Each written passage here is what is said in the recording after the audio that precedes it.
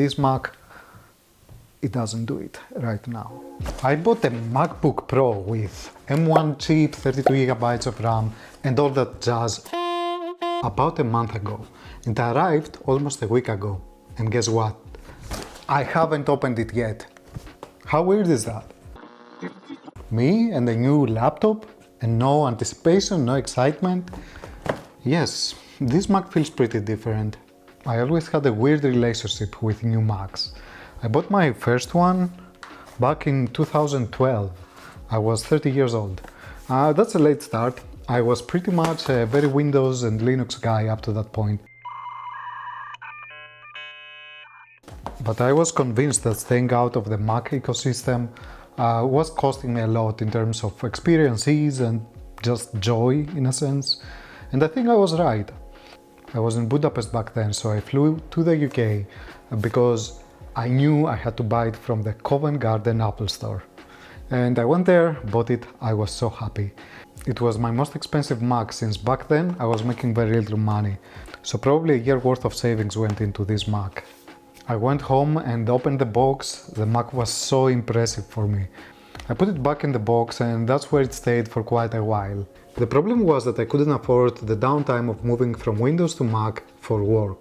All those fancy gestures and the shortcuts and everything that are now of course second nature to me, back then they felt ugly and annoying.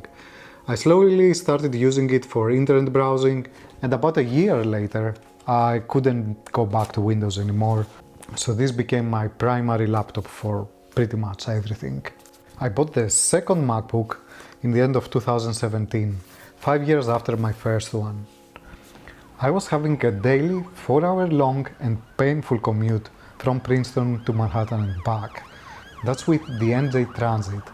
I often stood on a packed, trembling train for an hour. After that, I sprinted from Penn Station to Grand Central for half an hour. Not great times, I can tell you that. One day like this, I went to Grand Central Apple Store and bought this one. It felt so great. It would make my commute easier. It would help distract me since I could use it while standing on a train. It's light, the smaller but high resolution screen is awesome, and this material just feels great. I unpacked it and started using it immediately. In 2021, during the lockdown, I bought a Mac Pro, you know, the big one. That's because I wanted to edit videos faster.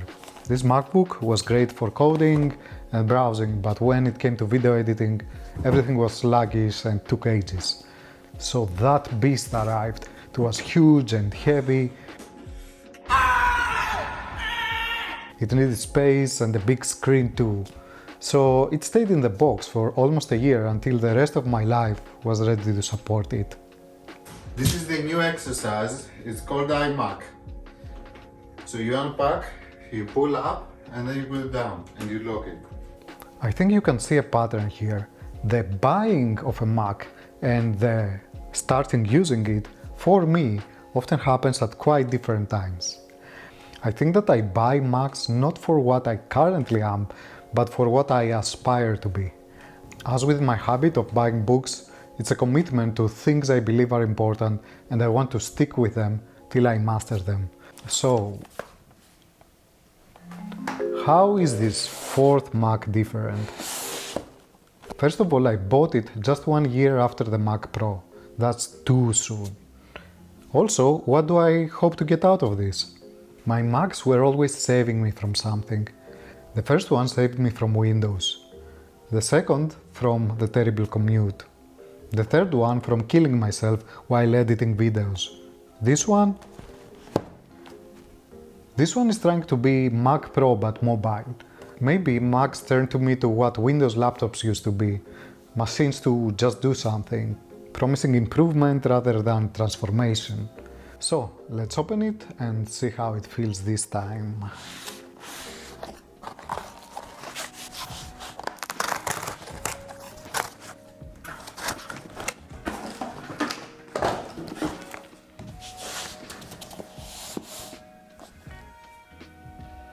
Okay, I have to tell you that now I am excited. So maybe the stupid poster envelope, that of course I understand why they don't want to show what's inside, but I think it was just, I could forget it somewhere for months. But I don't think I could keep this box, in a corner for a week.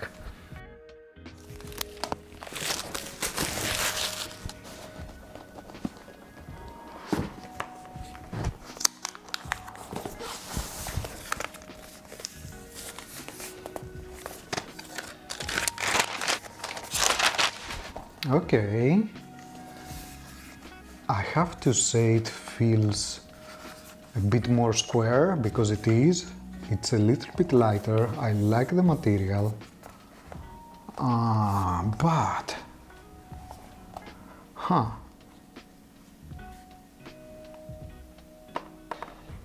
You know what? The old one feels more pro than this pro. I can tell you that.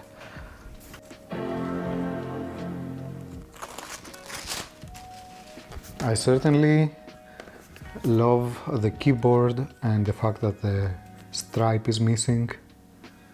Okay, this looks good. Hello. Okay, I certainly like the much larger screen. It feels way larger. And this little up there, the camera taking space from the screen, it's not annoying. So I guess the time comes while it downloads settings and everything to do the most important thing, make lots of noise.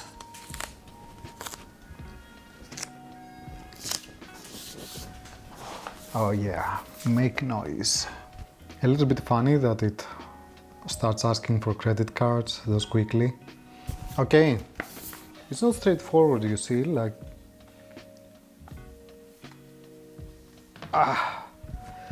Probably I got used to them, and yeah. I hope I will be impressed a lot when I run Final Cut Pro, seeing the progress bar going like crazy left to right, much faster. But certainly something has changed. I hope that, like this geeky love at first sight thing, I hope that Apple glasses will do that for me. But this Mac, it doesn't do it right now. As I have been editing this, I have been thinking, wow, actually every time I buy a Mac, it's an inflection point in my life. You see things go down and I enter this money saving mode, insane money saving mode. And then at some point I think I accept it and I say, let's start a new chapter. And this is when I buy a Mac. I go like, okay, let's buy a Mac and let's see what comes next. And this fourth one, even if it feels different, you never know, it can be the beginning of a new recovery phase, a new phase where we are going to have growth. And if that's the case, bring it on, I welcome it. Thanks for watching.